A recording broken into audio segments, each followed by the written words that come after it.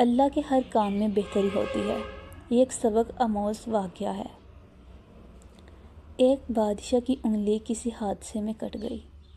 بادشاہ کو بہت غصہ آیا، لیکن اس کے وزیر نے کہا، اس میں بھی اللہ کی کوئی بہتری ہوگی، آپ صبر رکھیں۔ بادشاہ نے جب یہ الفاظ سنے تو بادشاہ کو وزیر کی باتیں بہت بری لگیں۔ وہ بولا، میری انگلی کٹ گئی ہے اور تم اس میں بھی بہتری دیکھ رہے ہو۔ غصے میں آ کر بادشاہ نے وزیر کو قید خانے میں ڈال دیا۔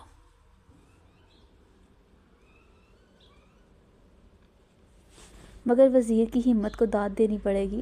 وہ جیل میں جاتے ہوئے بھی یہی کہتا رہا، اس میں بھی اللہ کی بہتری ہوگی۔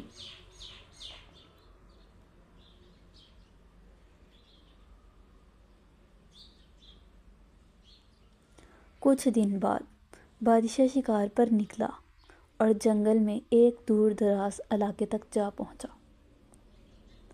وہاں ایک قبیلہ رہتا تھا جو ہر سال کسی انسان کو قربان کرتے تھے۔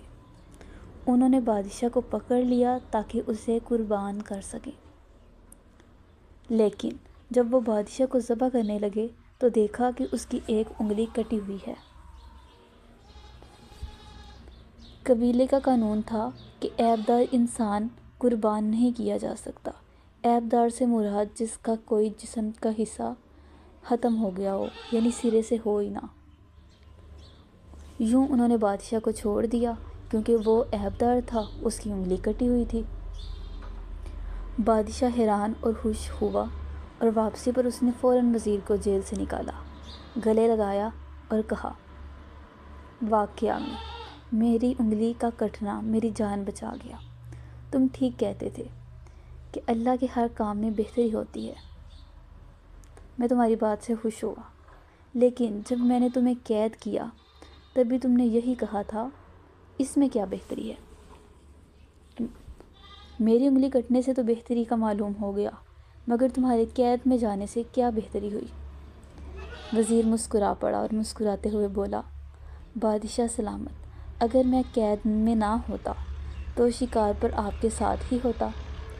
چونکہ آپ عیبدار تھے، آپ کی انگلی کٹی ہوئی تھی، تو وہ آپ کی قربانی تو نہ کرتے مگر مجھے قربان کر دیتے۔ اس کہانی سے یہ سبق ملتا ہے کہ اللہ کے ہر فیصلے میں ایک حکمت ہوتی ہے، چاہے ہم اس وقت اسے سمجھ سکیں یا نہ سمجھ سکیں۔ کبھی بھی تقدیر پر شکوہ نہ کریں، کیونکہ تو اتنا عقل مند نہیں جو رب کے ارادے کو سمجھ سکے۔